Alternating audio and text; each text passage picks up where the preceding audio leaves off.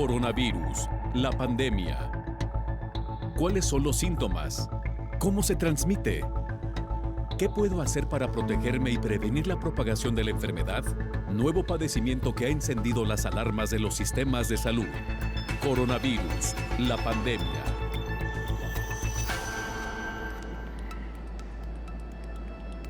Qué gusto reencontrarnos en este espacio de Coronavirus, la pandemia. Gracias a quienes nos sintonizan a través de Canal 44, la señal de todos, y también a quienes nos ven en algún país de América Latina, gracias a la señal de las televisoras públicas que se suman a esta emisión. Les recordamos las formas de hacer contacto, @Canal 44 TV en Twitter y Facebook. Nos pueden mandar mensajes también a través de WhatsApp al 33 22 42 06 90.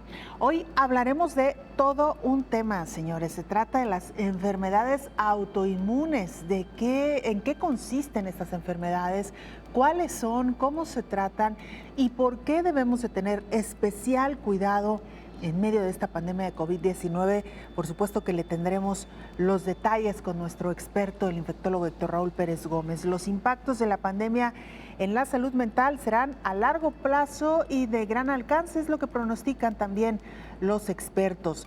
Advierten que las enfermedades reumáticas se han convertido en secuelas importantes que ha dejado la COVID-19.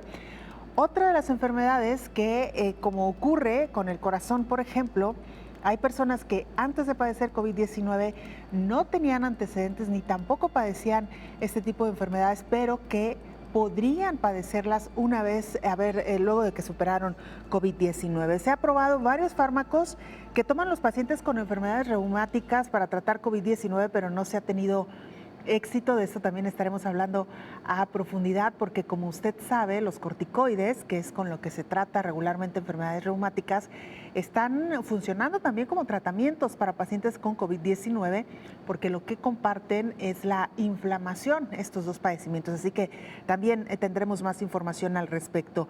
Y actualizaremos cifras. El mundo ya rebasa los 200 millones de personas contagiadas por COVID-19 y lamentablemente más de 4 millones de personas que han perdido la vida. Vamos con nuestra compañera Isaura López Villalobos para que nos ponga en contexto.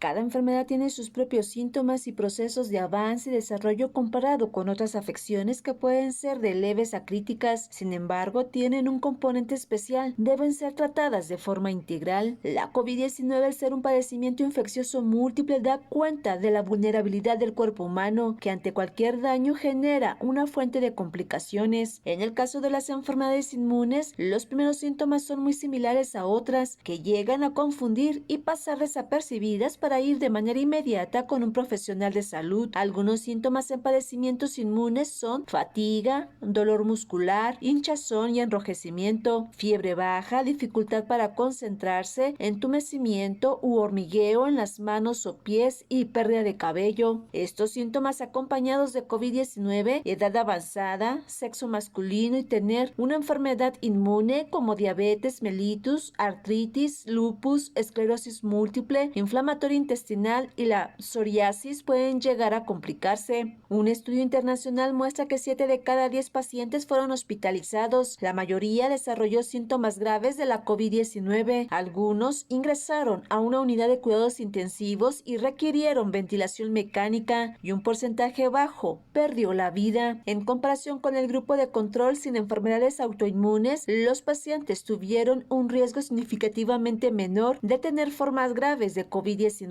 Los estudios realizados en Italia o Alemania muestran que los pacientes con enfermedades autoinmunes presentan menos formas graves de la COVID-19. Ante esto, señala la investigación, se analiza si los fármacos inmunosupresores tienen efectos protector sobre la respuesta inflamatoria que genera la infección por SARS-CoV-2. A nivel mundial, la cifra de personas con COVID-19 ya rebasó los 200 millones de casos y la cifra de muertes por COVID-19 equipara a la cantidad de personas que se han aplicado la vacuna. Son alrededor de 4 millones de víctimas y de habitantes inmunizados. Informó Isaura López Villalobos.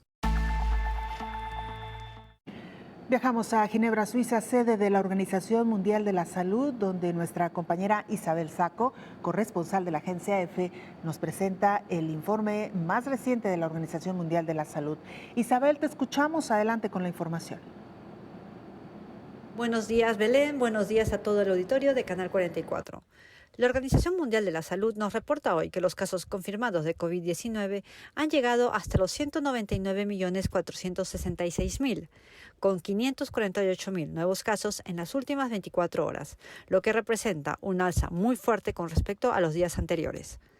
Los fallecidos son 4.244.000, con 8.430 decesos en la última jornada. Las dosis de vacunas administradas en todo el mundo se elevan casi a 4.000 millones, pero la gran desigualdad se mantiene a nivel mundial, razón por la cual la OMS ha pedido una moratoria mundial a una tercera dosis de las vacunas y que se considere aplazar la vacunación de los adolescentes en los países ricos, lo que permitiría que haya suficientes vacunas para inmunizar al menos el 10% de la población de cada país para fines de septiembre. Esto haría posible proteger a quienes están en mayor riesgo de desarrollar una enfermedad grave y morir por COVID. Este llamamiento se produce tras la decisión de Israel y de Alemania de ofrecer una dosis de refuerzo a sus poblaciones de riesgo, mientras que el Reino Unido planea hacer lo mismo a partir de septiembre y otros países ricos se encuentran en la misma reflexión. No obstante, parece que la invocación de la OMS ha caído en saco roto, al menos en países como Francia, que horas después anunció que también planea organizar una campaña para una dosis de refuerzo para su población de adultos mayores. El director general de la organización ha manifestado comprensión frente a la preocupación de los gobiernos por proteger a sus poblaciones de la variante Delta, conocida por ser más contagiosa, pero dijo que no se puede aceptar que los países que ya han utilizado la mayoría de los suministros de vacunas utilicen todavía más, mientras que las poblaciones más vulnerables del mundo siguen sin protección. De los 4.000 millones de vacunas administradas a nivel global, más del 80% lo han sido en países de ingresos altos y medios, los que representan en conjunto menos de la mitad de la población mundial. La moratoria que se pide sería hasta fines de septiembre, plazo fijado para lograr que al menos el 10% de la población de cada país del mundo esté completamente vacunada, aunque la OMS ha empezado a reconocer que al ritmo actual y sin voluntad de las compañías y de los países que controlan los suministros, esta meta será difícil de cumplir. En lugar de disminuir con los meses, la desigualdad en la disponibilidad de las vacunas está aumentando. Mientras Europa tiene vacunada largamente a más de la mitad de su población y Estados Unidos está con cerca del 70% de su población inmunizada, solo el 2% de los habitantes de África tienen la pauta de vacunación completa y el 5% han recibido una dosis. El ratio, los países ricos han administrado casi 100 dosis por cada 100 habitantes, frente a 1,5 dosis por cada 100 habitantes en los países pobres. Por otra parte, los responsables de la Organización Mundial de la Salud han considerado incomprensible la decisión de las farmacéuticas Pfizer y Moderna de aumentar el precio de sus vacunas contra la COVID-19 en Europa.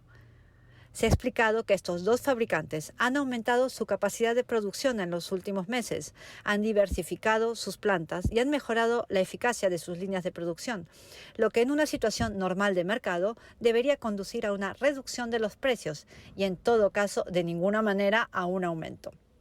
Desde Ginebra, para el programa Coronavirus la Pandemia, informó Isabel Saco. Interesantísimo esto que nos acaba de exponer nuestra compañera Isabel Saco, el pronunciamiento que ha hecho la Organización Mundial de la Salud respecto a la distribución todavía inequitativa de las vacunas, pero no solamente ello, también el llamado a las farmacéuticas para no aumentar el precio de las vacunas y lo que es todavía más, que estén pensando e incluso ya estén ejecutando en algunos países las terceras dosis. De esto hablaremos también más adelante, todo un tema que no debemos dejar de lado.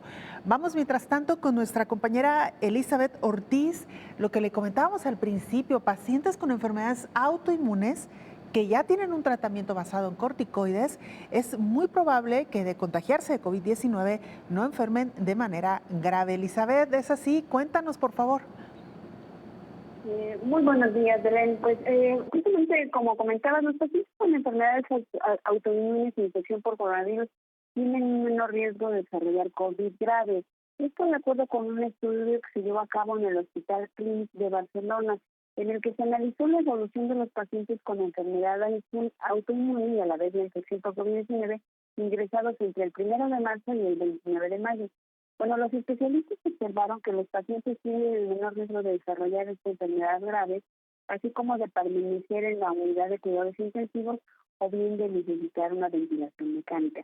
Bueno, se sabe que los factores más claramente asociados con un mal pronóstico son la edad avanzada, el sexo masculino y tener enfermedades crónicas como la hipertensión, la diabetes o el TOC. Pero el objetivo de este estudio que se llevó a cabo en este hospital clínico fue analizar una muestra de pacientes con diferentes tipos de enfermedades autoinmunes que fueron ingresados por tener una infección sintomática por SARS-CoV-2. Y bueno, dentro de esta muestra se quería determinar qué factores sociodemográficos, clínicos y también terapéuticos estaban también asociados a una peor evolución de la enfermedad. Durante este periodo de estudio, hoy 989 pacientes con infección por SARS-CoV-2 fueron atendidos en este hospital, de los cuales 85 tenían una enfermedad autoinmune o inmunomediada. Fue el 1.3%. La enfermedad inflamatoria intestinal, la artritis reumatoide y la psoriasis fueron las enfermedades más frecuentes. Casi un 70% de los pacientes requirieron de la hospitalización y 59 de ellos desarrollaron síntomas graves de la COVID. 25 fueron ingresados en unidades de cuidados intensivos y requirieron una ventilación mecánica, pero de los cuales 13 fallecieron. Y en comparación con el grupo de control, que no tenía enfermedades autoinmunes, los pacientes estudiados tuvieron un riesgo significativamente menor de tener una COVID grave. Entonces, la hipótesis de los investigadores para justificar este efecto protector, pero por un lado, puede estar relacionado con una medicación inmunomoduladora y unas dosis bajas de corticoides con los que se trata a estos pacientes, y también por los suplementos de vitamina D que suelen tomar. También podría ser que estos pacientes con enfermedades autoinmunes hubieran recibido un control más estricto de su estado durante el ingreso hospitalario, justamente debido a su condición. Hasta aquí, Nico. Pues muy interesante todos estos factores que pudieran haber incidido para que pacientes con una enfermedad autoinmune previa a COVID-19, una vez que se contagiaron, hubieran superado, digamos, de manera más sencilla este cuadro. Muchas gracias, Elizabeth. Muy buen día. Es nuestra compañera Elizabeth Ortiz. Y mire, antes le comentábamos ya sobre este pronunciamiento de la Organización Mundial de la Salud respecto a las terceras dosis que ya se están suministrando en algunos países por parte de farmacéuticas como Pfizer y Moderna. La OMS no está de acuerdo con esta medida.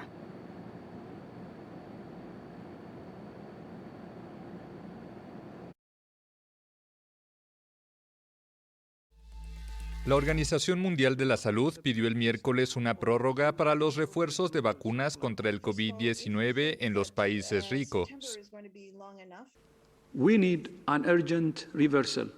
Necesitamos un cambio urgente de la mayoría de vacunas yendo a países de altos ingresos para que la mayoría vayan a países de bajos ingresos. Por esto, la OMS pide hacer una moratoria en refuerzos al menos hasta finales de septiembre, para permitir que al menos el 10% de la población en cada país sea vacunada. Países como Alemania e Israel anunciaron campañas para una tercera dosis destinada a las personas de mayor riesgo. Pero la OMS pide que los países ricos distribuyan antes su excedente de vacunas en naciones de bajos ingresos. Estados Unidos rechazó el llamado de la moratoria. Creemos que podemos hacer ambas cosas. En este país tenemos suficiente suministro para asegurar que cada estadounidense tenga acceso a una vacuna. Y si la FDA decide que los refuerzos son recomendados, podemos proporcionarlos también. Creemos que podemos hacer ambas cosas y no tenemos que elegir. La OMS denuncia desde hace meses la desigualdad en el acceso de vacunas. Mientras los países ricos han aplicado 100 dosis por cada 100 personas, en los de bajos ingresos la cifra cae a apenas una dosis por cada 100 individuos. Hacemos una pausa, la primera, regresamos con mucha más información.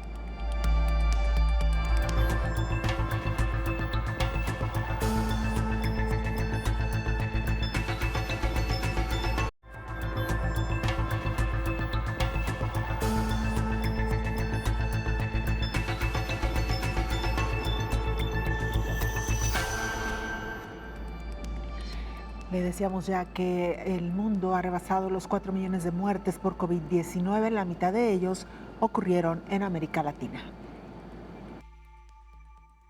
La directora de la Organización Panamericana de la Salud, Carissa Etienne, informó que en la región de las Américas marcaron un nuevo hito por el número de muertes a causa de la COVID-19. Lamentablemente, esta semana también marcamos otro hito nefasto de la pandemia.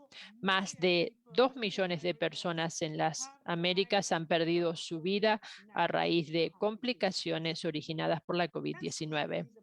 Esto es aproximadamente la población de Houston, Texas. Además, destacó el riesgo que representa esta nueva oleada de contagios para grupos indígenas en distintos países de la región. Hoy deseo poner de relieve los desafíos a los que se enfrentan nuestras comunidades indígenas. Las Américas tienen más de 62 millones de personas de grupos indígenas que representan una estructura realmente rica en idiomas, culturas y sociedades. Y si bien cada grupo es singular, independientemente de donde se fijen, nuestras comunidades indígenas son más vulnerables a las infecciones de COVID. Aunque el organismo internacional carece de datos sólidos para todas las comunidades indígenas, la información disponible de países como Brasil, Colombia, Ecuador y Perú indica que al menos 617,000 personas indígenas se han infectado de COVID en las Américas y casi 15,000 han muerto a causa de esta enfermedad. En 17 países se incluyó a población indígena como grupo para vacunar. Hasta ahora, más de 134,000 ya recibieron su esquema completo en Guatemala y otros 312,000 en Brasil. En toda la región, el avance general es del 18% en la aplicación de la vacuna anti-COVID, informó Elizabeth Ortiz. Dio inicio en Argentina la vacunación contra COVID-19 en adolescentes de 12 a 17 años. Argentina comenzó la campaña de vacunación contra la enfermedad del nuevo coronavirus COVID-19 a adolescentes de 12 a 17 años con condiciones de riesgo. Un hito que causa emoción por tratarse de un grupo de riesgo de particular preocupación para las autoridades sanitarias. La campaña de inoculación se desarrolla en estadios de fútbol, centros de jubilados, escuelas, universidades y lugares de esparcimiento como el Parque Cervecero de la ciudad de Quilmes, unos 20 kilómetros al sur de Buenos Aires, la capital del país. Allí comenzó la vacunación para adolescentes que integran grupos de riesgo por padecer diabetes, obesidad grado 2, enfermedad cardiovascular crónica, enfermedad renal crónica, enfermedad respiratoria crónica o enfermedad hepática, entre otras condiciones. Estamos muy emocionados por poder dar este paso, es una población que nos preocupa mucho, vivimos la emoción de las familias que están acompañando hoy. Y esto forma parte, obviamente, este día es un hito más de la campaña de vacunación, que en la provincia tiene más de 10 millones de personas vacunadas. La funcionaria señaló que todos los vacunatorios de la provincia de Buenos Aires, la más poblada del país, comenzaron la vacunación para adolescentes de 12 a 17 años con enfermedades prevalentes. La estrategia para ese grupo etario fue definida por el Ministerio de Salud Nacional y los Ministerios de Salud provinciales, con el aval de la Sociedad Argentina de Pediatría y de la Defensoría de Niños, Niñas y Adolescentes, a partir de las recomendaciones de expertos y de la Comisión Nacional de Inmunizaciones. El Ministerio de Salud informó recientemente que Argentina cuenta con 901.040 dosis de la vacuna Moderna para inocular a la franja poblacional de 12 a 17 años con condiciones priorizadas que se han distribuido según la cantidad de población de cada distrito. Para la provincia de Buenos Aires se destinaron 347.760 dosis. Anadón destacó además la importancia de las vacunas de la compañía Sinopharm de China, con que cuenta Argentina. Argentina se encuentra bajo medidas de distanciamiento social preventivo y obligatorio hasta el 6 de agosto próximo, según lo dispuesto por el gobierno.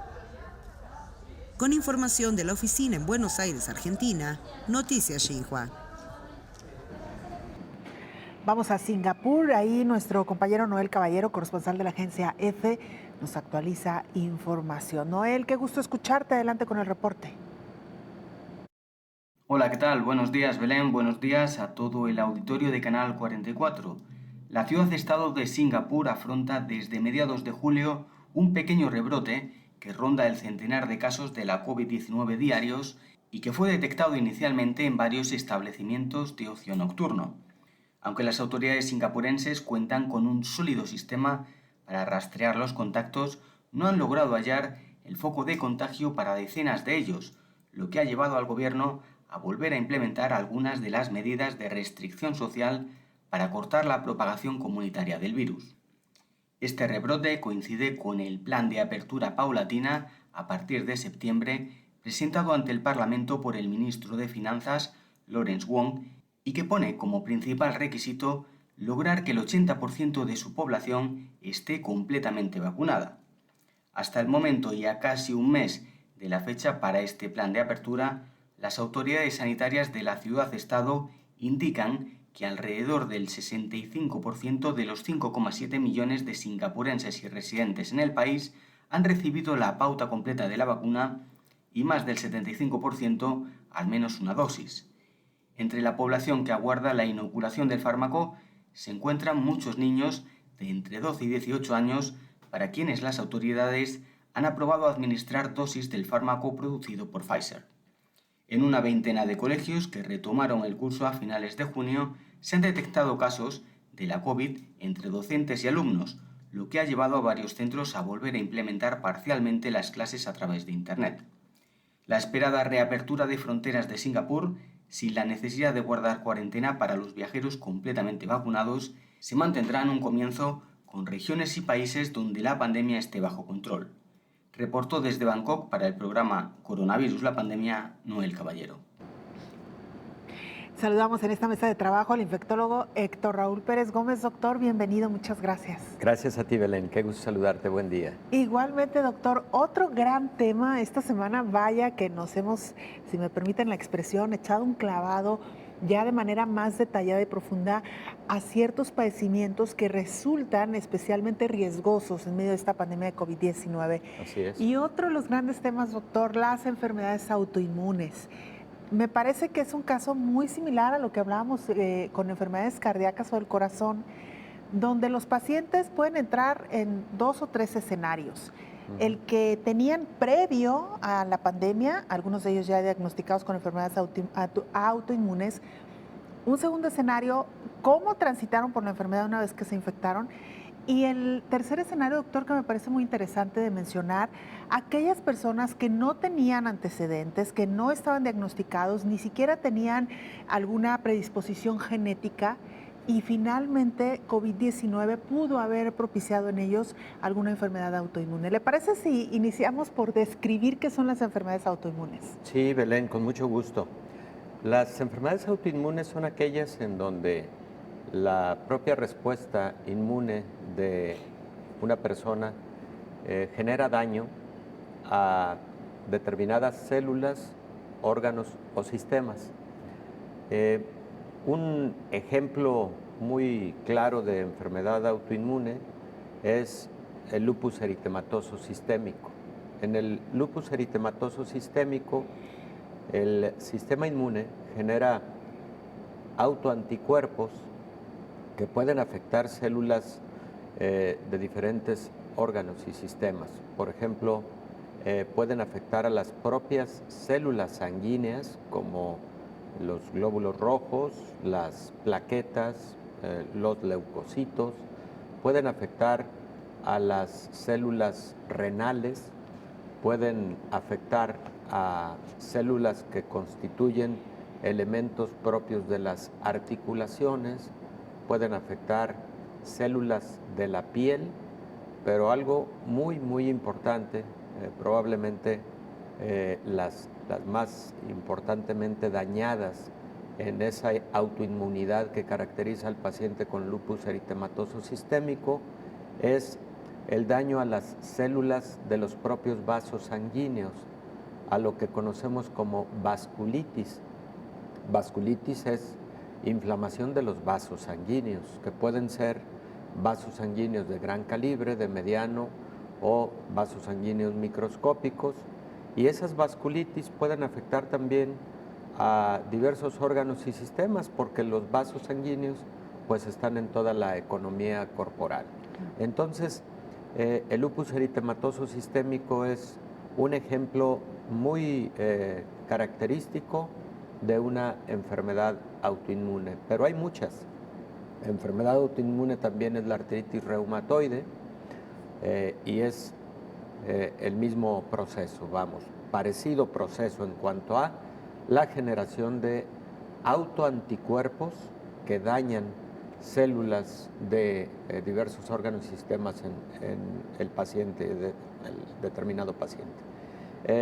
Hay otras enfermedades autoinmunes, como por ejemplo la enfermedad mixta del tejido conectivo. Hay otras enfermedades que afectan casi exclusivamente a células sanguíneas, como la púrpura trombocitopénica autoinmune o inmune. En fin, el listado de enfermedades autoinmunes alcanza aproximadamente 200 patologías, es un número significativo. Y también hay que decir, y tú lo describías bien, así como en esa segunda categoría de la que tú hablabas, los estados de autoinmunidad no necesariamente significan enfermedad autoinmune, pero es que sí pueden ocurrir estados de autoinmunidad en donde una respuesta inmune, por ejemplo, a una enfermedad infecciosa, puede generar daño a órganos y sistemas en un periodo de tiempo determinado, pero cabe la posibilidad de que ese estado de autoinmunidad no se perpetúe, pero sí genere daño en un momento determinado. Ahí existen muchos ejemplos.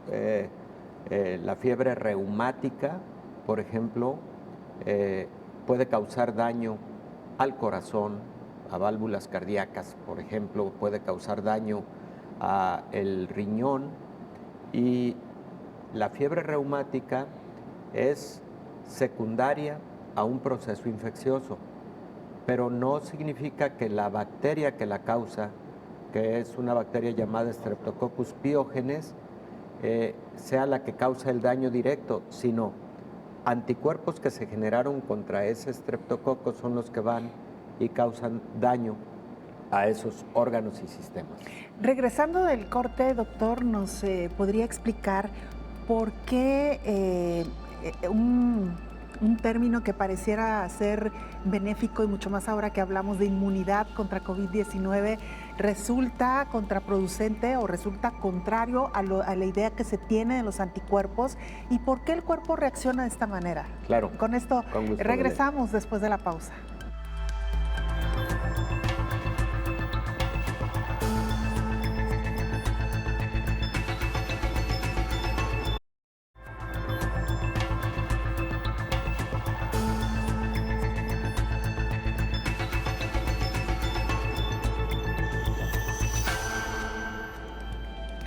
Regresamos con nuestra compañera Elizabeth Ortiz para que nos cuente de este estudio en Reino Unido que sugiere que COVID-19 podría generar enfermedades autoinmunes. ¿De qué se trata, Elizabeth? Cuéntanos.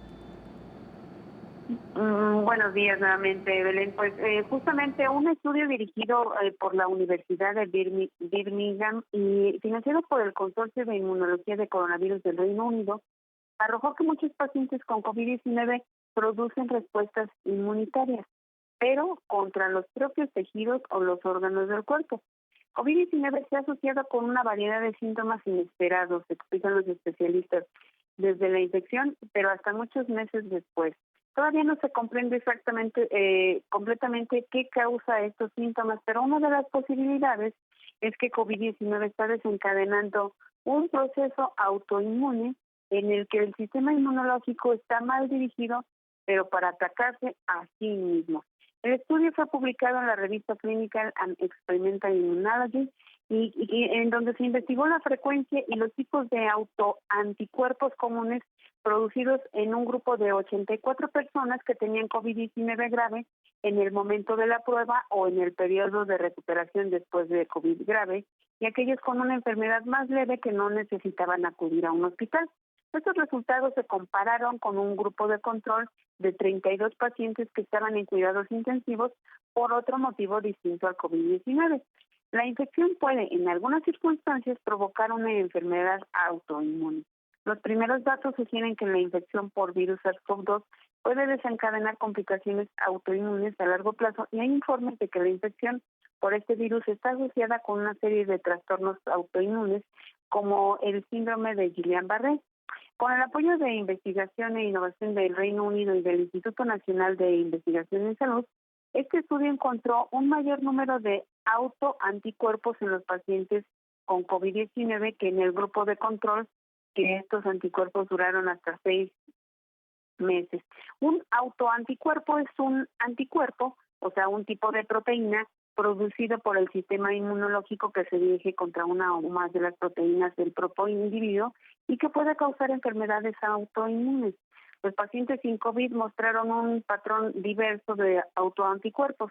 Por el contrario, los grupos de COVID-19 tenían un panel más restringido de autoanticuerpos que incluían anticuerpos cutáneos, musculares, esqueléticos y cardíacos. Entonces, esta es una parte de una consecuencia negativa de la COVID-19 que pues todavía seguimos a estas alturas aprendiendo más del virus.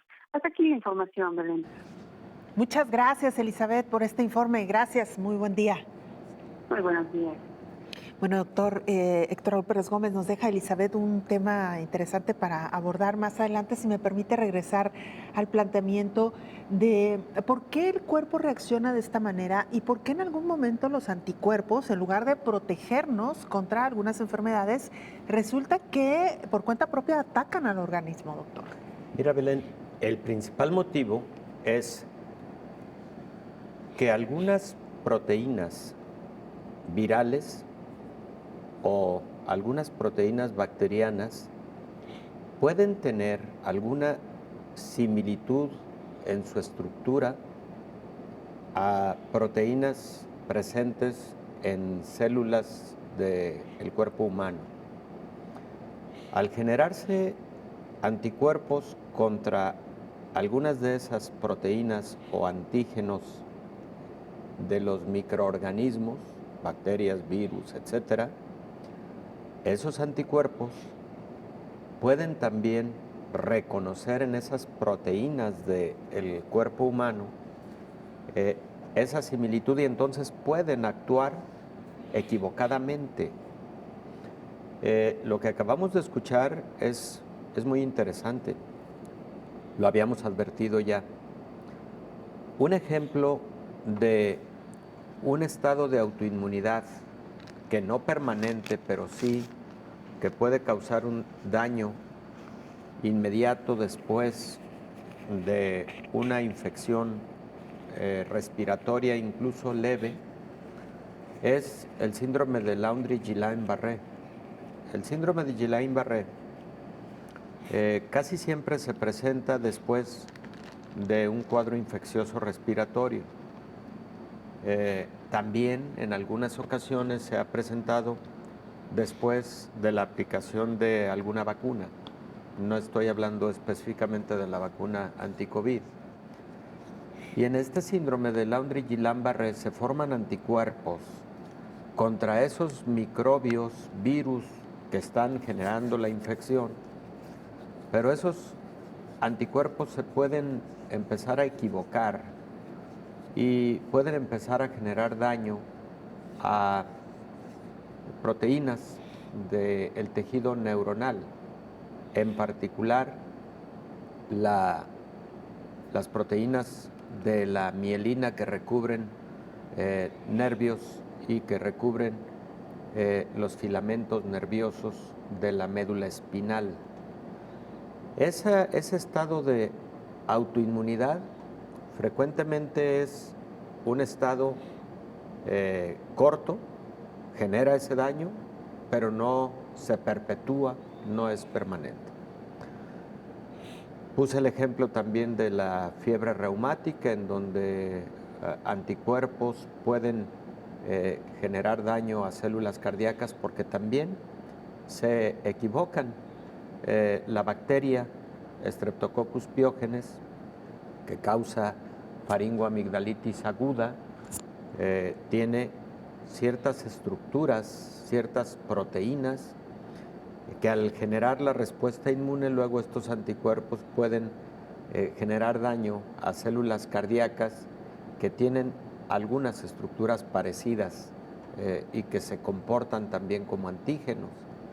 La misma situación ocurre en células que se encuentran en los glomérulos de los riñones, por eso las personas que tienen fiebre reumática pueden tener ya sea carditis con daño valvular o pueden tener nefritis, glomerulonefritis con daño renal, y eso ocurre después de episodios múltiples de faringitis estreptocócica. Entonces, lo que en este momento se estudia respecto de COVID-19 son dos cosas en relación a la autoinmunidad. La primera la acabamos de escuchar. Si se están formando autoanticuerpos que pueden generar daño a largo plazo en órganos y sistemas y que por ese motivo puedan explicarse algunos casos de COVID prolongado, COVID largo, del que hemos hablado aquí en muchos momentos, o secuelas de COVID. Muchos pacientes con COVID te manifiestan después de varias semanas, incluso meses, que siguen teniendo dolores musculares, dolores articulares, y esos pacientes frecuentemente los encontramos con anticuerpos como el factor reumatoide positivos o contra el péptido citrulinado, que es característico de la artritis reumatoide. Y la pregunta que viene inmediatamente es, ¿el paciente tenía ya previamente este tipo de autoanticuerpos que están explicando esta enfermedad articular y es secundaria directamente al COVID? ¿O el paciente los tenía previamente y el COVID detonó la enfermedad? Todas esas preguntas están en este momento en proceso de investigación. Y esta situación, Belén, va a tener que ser explorada con mucho detalle, porque la estimación de sintomatología articular y muscular después de un episodio de COVID sintomático está alcanzando por el orden del 25 al 30%, incluso por periodos de tiempo que van más allá de las 6 semanas. Sería preocupante que la COVID-19 fuera una enfermedad desencadenante de autoinmunidad, porque eso nos significaría otro serio problema de salud pública en el futuro. Para algunas enfermedades reumatológicas, Belén, sí está identificado que un cuadro infeccioso puede ser un detonante para su aparición o por lo menos para el que se haga clínicamente evidente lo que era una autoinmunidad preexistente, pero subclínica. Aparece luego una enfermedad infecciosa que la hace clínica, la hace evidente, la hace dar la cara, por decirlo de alguna manera. O la despierta, doctor. La despierta, y esto lo hemos visto en enfermedades como artritis reumatoide, que no es que haya sido causada por un patógeno determinado, no. De hecho, todavía no conocemos el origen de la artritis reumatoide. Seguimos teniendo investigaciones tratando de identificar si algún agente infeccioso puede ser el iniciador. No hay resultados al respecto. Es una enfermedad autoinmune. De hecho, de la mayor parte de enfermedades autoinmunes no conocemos la causa. Aparece la respuesta autoinmune, que genera los daños que ya hemos comentado, ¿no? Doctor, ¿me permite hacer una pausa? Y me quedo con esto que nos acaba de mencionar en el caso de COVID.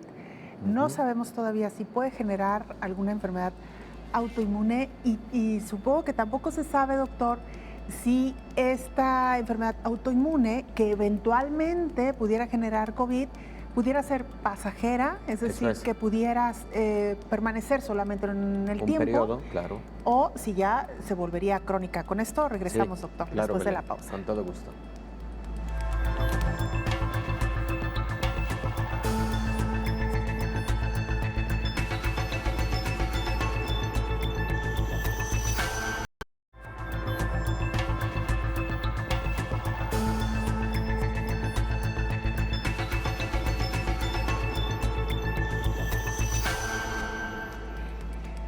Las enfermedades reumáticas se han convertido en secuelas importantes que ha dejado COVID-19. Esto es lo que advierten especialistas. Advierten especialistas que otra de las secuelas importantes que ha dejado la COVID son las enfermedades reumáticas. Y es que hay personas que ya tienen esta predisposición a padecerlas y al contagiarse de la COVID desarrollan la enfermedad. Explica la reumatóloga del Hospital Civil Fray Antonio Alcalde y fundadora de la Asociación Civil Una Sonrisa al Dolor, Ana Guilén Bernard.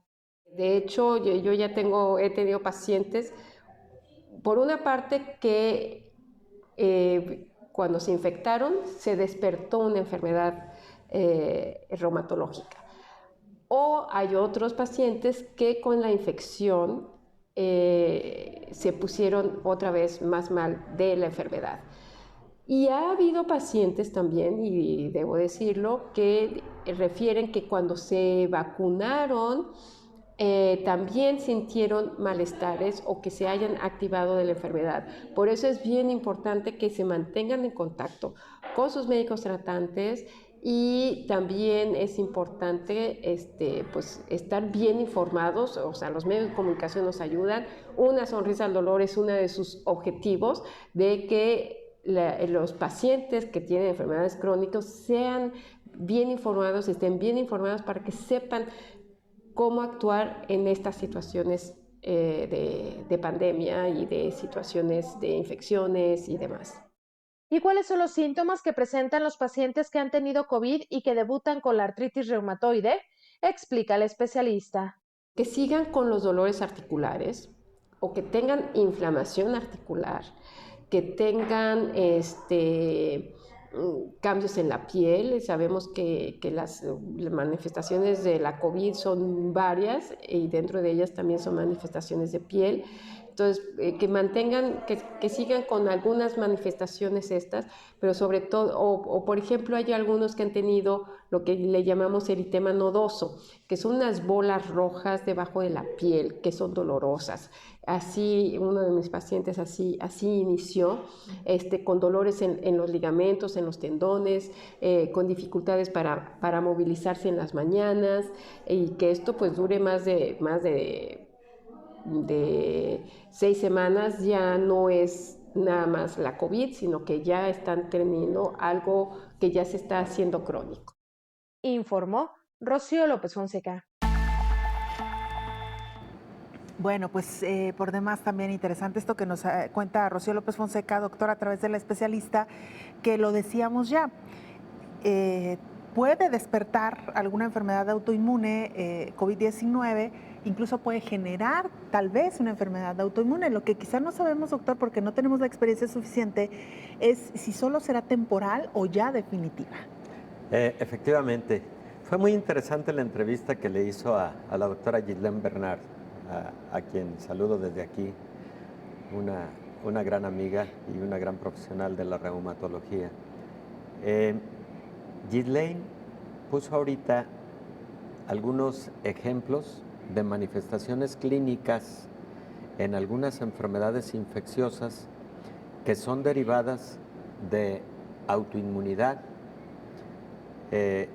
y que generan vasculitis, inflamación de los vasos sanguíneos, y que no necesariamente luego son permanentes.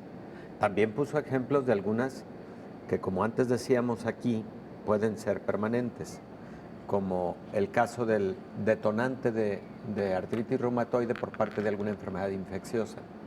Pero, por ejemplo, ella habló de una manifestación que se llama eritema nodoso, que lo podemos ver en enfermedades infecciosas como la tuberculosis, como la lepra, como la endocarditis infecciosa, en donde anticuerpos que se generan por la infección van y causan inflamación de vasos sanguíneos y provocan este tipo de manifestaciones vasculíticas, así se llaman.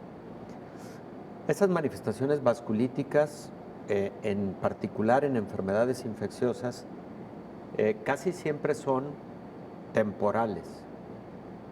Pasa la enfermedad infecciosa y habitualmente deja de haber esa vasculitis, deja de haber esa inflamación causada por autoanticuerpos.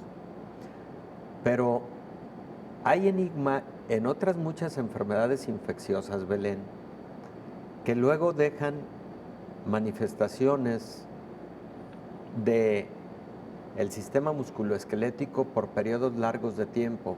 Y te voy a hablar de una que ha sido característicamente identificada como enfermedad infecciosa que luego deja como secuela enfermedad articular. Estoy hablando de la infección causada por el virus chikungunya. Chikungunya, de hecho, significa en el vocablo del pueblo africano original en donde surgió la enfermedad, significa hombre encorvado. Este virus, que se transmite por el mismo vector que transmite el dengue, Aedes aegypti, este virus, chikungunya, causa una enfermedad aguda similar al dengue, pero característicamente con más dolores articulares, pero luego deja como secuela a largo plazo dolores articulares e incluso algunas deformidades. Por eso se le llamó chikungunya, hombre encorvado. Ese es el ejemplo de una enfermedad infecciosa que posiblemente a través de la autoinmunidad de largo plazo puede seguir generando daño articular. Ese es un buen ejemplo. Esperemos, sobre todo por lo que ha sido esta explosión pandémica de COVID-19, que no sea el caso de COVID-19. Esperemos que para el caso de COVID-19, hombre, solamente sea la fase aguda de la enfermedad, los casos, digo, que vemos de COVID prolongado, que no signifiquen autoinmunidad para mediano o largo plazo, porque insisto en que eso sí sería un grave problema de salud pública en el futuro. En el mundo estamos alcanzando ya en este momento, Belén, casi los 200 millones de personas infectadas por SARS-CoV-2, personas con COVID-19. Las que oficialmente se conocen en los países y en las regiones del mundo y que la Organización Mundial de la Salud identifica y que está publicado por diferentes, como la Universidad de Johns Hopkins en tiempo real. Casi 200 millones ya, Belén. Pero de esos 200 millones posiblemente existan 3 veces más de personas que se infectaron ya con SARS-CoV-2 de manera asintomática o subclínica. Y si estamos hablando entonces de un número mayor a esos 200 millones y entre el 20 y el 30% tienen manifestaciones articulares o musculares prolongadas a más de 6 semanas, lo que conocemos como COVID prolongado, que puede tener otros síntomas, no solo estos, vaya que estaríamos en una gran dificultad si esto fuera el reflejo de una autoinmunidad que permaneciera durante periodos más largos de tiempo, porque habría una verdadera saturación de los sistemas de salud, si bien ya no por motivos de gravedad aguda de la enfermedad, pero sí por lo discapacitante que podrían ser estos síntomas a largo plazo. Doctor, el tiempo se nos agotó, pero el tema no. Le propongo, si le parece, y para nuestra audiencia que nos está siguiendo, continuar mañana, porque es todo un tema. Nos quedaron preguntas fundamentales en el tintero. Por ejemplo, ¿qué tan cierto es que estos pacientes que han sido diagnosticados con una enfermedad autoinmune y que toman ciertos tipos de medicamentos, luego no desarrollan una enfermedad COVID grave? ¿Por qué se han utilizado estos medicamentos para tratar COVID y qué tan efectivos o no han sido? En fin, nos quedan muchas preguntas en el aire, doctor. Nos preguntaban también si estas enfermedades, que como usted decía, hay algunas que son pasajeras, si pueden dejar memoria en el cuerpo, y entonces cuando uno se hace estudios clínicos, resulta que pareciera que todavía se tiene el padecimiento cuando en realidad ya no existe. En fin, hay muchas preguntas con esto. ¿Cómo se comporta el COVID en las personas con enfermedades reumatológicas y autoinmunes previas, por ejemplo, lo que decías? Claro. De todo eso tenemos que hablar también. Y esta duda de si algunas enfermedades autoinmunes son propias de la edad. Se pensaba que la artritis reumatoide era para personas mayores, no es así, hay casos más tempranos. En fin, mucho que hablar del tema todavía. Muchas gracias, doctor. Con todo gusto. Gracias, doctor. Gracias. Nos vamos. Gracias por habernos acompañado.